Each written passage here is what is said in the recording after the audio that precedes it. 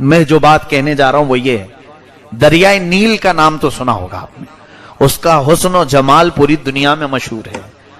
ہاں، اس کی رنگینی، اس کی رانائی. دریائے نیل عیاشی کے لیے بھی مشہور ہے آج تک، آج بھی. اس میں کشتیاں جو ہے سجا کر کے ایسے ڈانس ہوتے ہیں، رقص ہوتے ہیں، ساری اور بھی بہت ساری چیزیں. دریائے نیل دیکھنے کے لیے لوگ دور دور سے آتے ہیں. ہم جہاں رہتے تھے جس ہاسٹل میں، وہاں سے دریائے نیل صرف 15 منٹ کا راستہ ہے مصر میں. اور بہت دنیا کی سب سے بڑی لمبی دریا کا نام، ندی کا نام ہے دریائے نیل.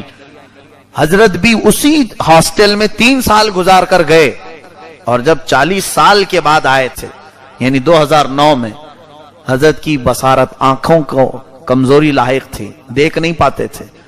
تو کار میں بیٹھے ہوئے ہم گزر رہے تھے، دریائے نیل کا برج آیا. تو میں نے عرض کیا کہ حضرت ہم دریائے نیل کے اوپر سے گزر رہے ہیں. چلتے چلتے ہم بتا دیتے کہ ابھی قریب میں یہ چیز آئی، وہ چیز آئی. تو حضرت کو ہم نے بتایا کہ یہ دریائے نیل کے اوپر سے ہم گزر رہے ہیں. تو مسکرانے لگے اور فرماتے ہیں میرے پڑھنے کے زمانے میں جب میں یہاں تھا 3 سال رہا، کبھی مجھے آنے کا اتفاق ہی نہیں ہوا، کبھی دریائے نیل دیکھا نہیں. میں آج آپ کو بتاؤں، یہاں انڈیا سے پڑھنے کے لیے جتنے بھی جاتے ہیں، ابھی داخلہ نہیں ہوا ہوتا ہے، وہ دریائے نیل دیکھنے پہلے جاتے ہیں. ایڈمیشن بعد میں ہوتا ہے، وہ نیل دیکھنے پہلے جاتے ہیں. پیرامڈز پہلے دیکھنا ہے، الیگزینڈریا پہلے دیکھنا ہے. سب جانے والوں کا یہ حال. حضرت فرما رہے ہیں 3 سال میں رہا جامعہ ازہر میں، کتنا مشکل سے 15 منٹ کا راستہ ہے، 15 منٹ کا راستہ ہے. فرماتے کبھی میں دریائے نیل دیکھا ہی نہیں، اور اب 40 سال کے بعد آیا ہوں، تم لوگ اس کے اوپر سے گزار رہے ہو، اب میری آنکھیں ہی نہیں. یہ متقی کی زندگی ہوتی ہے، جس کے سامنے دنیا کی خوبصورتی پھیکی ہے. حقیقت بات تو یہ ہے، جن نظروں میں جمال مصطفیٰ بسا ہو، اسے دنیا کی خوبصورتی کبھی اپنی طرف دعوت دے ہی نہیں پائے گی. یہ ان بزرگوں کی زندگی ہے. حضور تاج الشریعہ دام ظلہ العالی، آپ کا سایہ ہم سب پر ہمیشہ قائم و دائم رہے. آپ اپنے تقوی و طہارت کی زندگی کو جس طرح گزارتے رہے، ان کی پرسنل لائف میں نے دیکھا وظیفوں کا ٹائم الگ، لوگوں سے ملاقات کا ٹائم الگ، اپنی عبادتوں کا ٹائم الگ، پھر کتابیں لکھنے کا ٹائم الگ. آخری عمر تک آنکھیں جا چکی تھیں، دیکھ کے پڑھ نہیں سکتے تھے. اس زمانے میں آپ نے تقریباً 12 یا 14 کتابیں لکھی ہیں.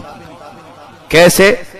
ان کے داماد بیٹھے ہوتے، میں بھی بیٹھا ہوں لکھنے میں، اور آج ان کے پوتے داماد مولانا عاشق صاحب میرے ساتھیوں میں سے. حضرت بولتے جاتے تھے، وہ لکھتے چلے جاتے تھے، لکھتے جاتے تھے. اس طرح کرتے ہوئے آنکھیں جانے کے بعد بھی تقریباً 12 کتابیں آپ نے لکھی. اعلیٰ حضرت کی ذات، اس وقت جو کتابیں اعلیٰ حضرت کی اردو میں تھی، اس کو آپ نے عربی میں ٹرانسلیٹ کیا. بہت ساری کتابیں مصر پہنچی اور وہاں سے چھپ بھی گئی. اور آپ کو یہ بھی میں بتاؤں کہ مصر جب تشریف لائے تھے تو وہاں پر آپ کا جلال و جمال دیکھنے کے قابل تھا. علماء مصر جو جامعہ ازہر کے اساتذہ ہیں، وہ جلدی کسی کو بھاؤ نہیں دیتے، دنیا کے بڑے علم والے سمجھے جاتے ہیں. جامعہ ازہر میں پڑھا رہے ہیں، وہ بہت اونچے لوگ ہوتے ہیں، وہ جلدی کسی کو ملنے نہیں آتے. لیکن حضور تاج الشریعہ جب مصر آئے تھے، تقریباً 27 اساتذہ جامعہ ازہر کے ان سے ملنے کے لیے آئے تھے. مجھے یاد ہے جتنوں کو دعوت دی گئی تھی، اس کے علاوہ دوسرے یونیورسٹیوں کے سب ملائیں تو تقریباً 40 بڑے علماء ایک مجلس میں موجود تھے. حضرت عرب لوگوں کے بیچ میں بیٹھے ہوئے تھے. اور وہاں کیسا ہوتا ہے، ذمہ داری کی بات ہوتی ہے، بات کرے گا، اور وہ بھی ایک عجمی آدمی عرب میں بات کرے گا، عربی لوگوں کے درمیان. ہم ڈرے سے ہمیں ہماری زبان نہیں کھلتی تھی ان لوگوں کے سامنے، اور حضرت فصیح عربی میں آدھا گھنٹہ تک ان کے سامنے بیان کرتے رہے. وہ 40 سال پہلے پڑھی ہوئی عربی مصر کی اس وقت تک ان کے ذہن میں.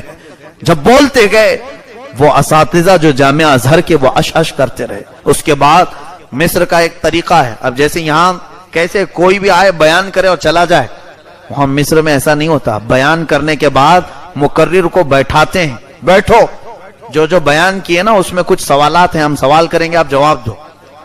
وہاں کا قانون ایسے ہی ہے، طریقہ ہے، کوئی بھی بول کے بھاگ نہیں سکتا. یہاں تو کچھ بھی بولو اور چلو جاؤ. लोग सब सुनने को तैयार हैं। वहां ऐसा नहीं होता, मुकर्रिर को बिठाते हैं, बयान खत्म होने के बाद उसे 15 मिनट या आधा घंटा देना पड़ता है। हजरत के साथ भी यही हुआ, आपका बयान खत्म हुआ तो लोगों ने कहा कि हमारे कुछ सवालात हैं, आप बैठें।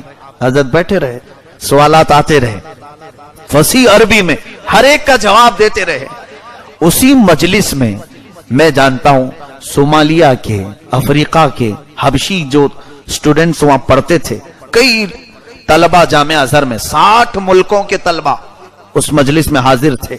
इंडोनेशिया के, मलेशिया के, यूक्रेन के, इंग्लैंड के, बहुत सारी जगहों के जो स्टूडेंट बैठे थे, सबों ने हजरत के हाथ पर बैत की।